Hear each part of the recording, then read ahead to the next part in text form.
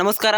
ದ್ವಿತೀಯ PUC ವಾರ್ಷಿಕ ಪರೀಕ್ಷೆ 2ರ ನಾಳೆ 7/5/2026 ದಿನಾಂಕದಂದು ಆರ್ಟ್ಸ್ ಹಾಗೂ ಕಾಮರ್ಸ್ ವಿದ್ಯಾರ್ಥಿಗಳಿಗೆ ನಿಮಗೆ ಹಿಸ್ಟ್ರಿ ಸಂಬಂಧಪಟ್ಟಂಥ ಎಕ್ಸಾಮ್ ಇರುತ್ತೆ. ನಾನು ಇಲ್ಲಿ ಕೊಟ್ಟಿರುವಂಥ MCQಗಳು ಹಾಗೆ ಹೊಂದಿಸಿ ಬರೆಯು, ಫಿಲ್ಲಿಂಗ್ ದ ಬ್ಯಾಂಕ್ಸ್ ಹಾಗೆ 5 ಅಂಕದ ಮತ್ತು 10 ಅಂಕದ ಪ್ರಶ್ನೆನ ಈ ಪ್ರಶ್ನೆ ಪತ್ರಿಕೆಯಲ್ಲಿ ನೋಡೋಣ. ವಿಡಿಯೋ ತುಂಬ ಇಂಟ್ರೆಸ್ಟಿಂಗ್ ಆಗಿರುತ್ತೆ ಹಾಗೆ ಯೂಸ್ಫುಲ್ ಆಗಿರೋದ್ರಿಂದ ವಿಡಿಯೋನ ನಿಮ್ಮ ಫ್ರೆಂಡ್ಸ್ ಗ್ರೂಪ್ನಲ್ಲಿ ಶೇರ್ ಮಾಡ್ಕೊಳ್ಳಿ. ಬನ್ನಿ, ಪಾರ್ಟ್ ಎ ಕೊಟ್ಟಿರುವಂಥ 10 MCQನ ಕೊಟ್ಟಿರ್ತಾರೆ. ಇಲ್ಲಿ 5 MCQನ ಕೊಟ್ಟಿದ್ದಾರೆ. ನಾವು ಯಾವ ರೀತಿ MCQನ ಆನ್ಸರನ್ನು ಕೊಟ್ಟಿರುವಂಥ ಈಸಿಯಾಗಿ ಬರಿಬೋದು. ಕೊಟ್ಟಿರುವ ಉತ್ತರಗಳಿಗೆ ಸರಿಯಾದ ಉತ್ತರವನ್ನು ಆಯ್ಕೆ ಮಾಡಿ ಬರೆಯುವಂಥ ಪ್ರಶ್ನೆಗಳನ್ನು ನೋಡೋಣ. 1ನೇ ಪ್ರಶ್ನೆ, ಬುದ್ಧ ಚರಿತವನ್ನು ಬರೆದವರು ಯಾರು? ಆಪ್ಷನ್ಸ್ ಬಿ ಅಶ್ವಘೋಷ ಆಗಿರ್ತಾನೆ.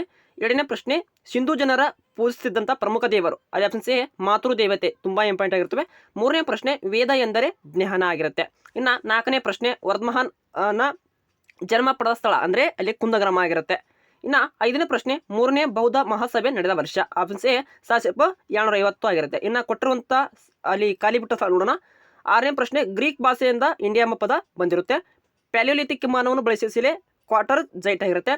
ಸಿಂಧೂ ನಾಗರಿಕತೆಯ ಮುಖ್ಯ ಬಂದರು ಲೋಥಾಲ್ ಎಂಬುದು ಆಗಿರುತ್ತೆ. 9ನೇ ಪ್ರಶ್ನೆ, ಗೋವುಗಳನ್ನು ಆರ್ಯರು ಮತ್ತು ಸಂಪತ್ತೆಂದು ಪರಿಗಣಿಸಿದ್ರು? ಬೌದ್ಧ ಧರ್ಮದ ಸ್ಥಾಪಕರು ಬುದ್ಧ ಆಗಿರ್ತಾನೆ. ಇನ್ನು ಕೆಳಗಿನ ಹೊಂದಿಸಿ ಪ್ರಶ್ನೆ ನೋಡಿ. ಕೌಟಿಲ್ಯ ಅನ್ನೋದು ಅರ್ಥಶಾಸ್ತ್ರ, ಶ್ರೀ ವಿಜಯ ಅನ್ನೋದು ಕವಿರಾಜ ಮಾರ್ಗ, ಕೃಷಿ ಭೂಮಿ ಕ್ಷೇತ್ರ, ಬೌದ್ಧ ಧರ್ಮವನ್ನು 3 ಪೀಠಗಳಾಗಿ ಮಾಡಲಾಗಿದೆ, ಪ್ಲೇನಿ ಅನ್ನೋದು ನ್ಯಾಚುರಲ್ ಹಿಸ್ಟರಿ ಆಗಿರುತ್ತೆ. ಇನ್ನು 1ನೇ ಪ್ರಶ್ನೆ ನೋಡ್ಕೊಳ್ಳಿ, ನ್ಯಾಯಶಾಸ್ತ್ರ ಎಂದರೇನು? ಹಾಗೆ ವೇದ ಕಾಲದ ಕುಟುಂಬದ ಮುಖ್ಯಸ್ಥ ಯಾರು? ಬುದ್ಧನ ಮೂಲದ ಹೆಸರೇನು? ಇವು ತುಂಬ ನೆನಪಿರ್ತವೆ. ಇನ್ನು 2 ಅಂಕದ ಪ್ರಶ್ನೆಯನ್ನು ಕೊಟ್ಟಿರ್ತಾರೆ, ಅವ್ನು ನೋಡ್ಕೋಬೋದು. ನೆಕ್ಸ್ಟ್ ಇನ್ನು 5 ಅಂಕದ ಪ್ರಶ್ನೆಯಲ್ಲಿ ಹೊಸ ಧರ್ಮಗಳ ಉದಯಕ್ಕೆ ಕಾರಣವಾದ ಅಂಶಗಳು ಯಾವುವು? ವೆರಿ ಇಂಪಾರ್ಟೆಂಟ್ ಆಗಿರುತ್ತೆ. ಸಿಂಧೂ ನಾಗರಿಕತೆಯ ನಗರ ಯೋಜನೆಯನ್ನು ಕುರಿತು ವಿವರಿಸಿ. ಇಷ್ಟು ಇಂಪಾರ್ಟೆಂಟ್ ಆಗಿರುತ್ತೆ. ಇನ್ನು ಇನ್ನೊಂದು ಪ್ರಶ್ನೆ ಪತ್ರಿಕೆ ನೋಡೋಣ. ಪ್ರಾಚೀನ ಕರ್ನಾಟಕದ ಮೇಲೆ ಉಲ್ಲೇಖಿಸುವ ಗ್ರಂಥ? ಆಪ್ಷನ್ಸ್ ಡಿ ಕವಿರಾಜ ಮಾರ್ಗ. ಇನ್ನು 2ನೇ ಪ್ರಶ್ನೆ, ರಾಷ್ಟ್ರಕೂಟರ ಸಾಮ್ರಾಜ್ಯವು ಜಗತ್ತಿನ 4 ಶ್ರೇಷ್ಠ ಸಾಮ್ರಾಜ್ಯಗಳಲ್ಲಿ ಒಂದಾಗಿದೆ ಎಂದು ಹೇಳಿದ ಅರಬ್ ಪ್ರವಾಸಿ? ಆಪ್ಷನ್ ಸಿ ಸುಲೈಮಾನ್ ಆಗಿರ್ತಾನೆ. 3ನೇ ಪ್ರಶ್ನೆ, ದಕ್ಷಿಣ ಭಾರತದ ತಾಜ್ಮಹಲ್ ಎಂದು ಪ್ರಸಿದ್ಧ ಸ್ಮಾರಕ? ಆಪ್ಷನ್ ಸಿ ಇಬ್ರಾಹಿಂ ರೋಜಾ ಆಗಿರುತ್ತೆ. ಇನ್ನು ಸರಿಯಾದ ಜೋಡಿಯನ್ನು ಗುರುತಿಸಿ ಎಂಬುದರಲ್ಲಿ ಆಪ್ಷನ್ಸ್ ಬಿ 2, 3 ಮಾತ್ರ ಸರಿಯಾಗಿರುತ್ತೆ.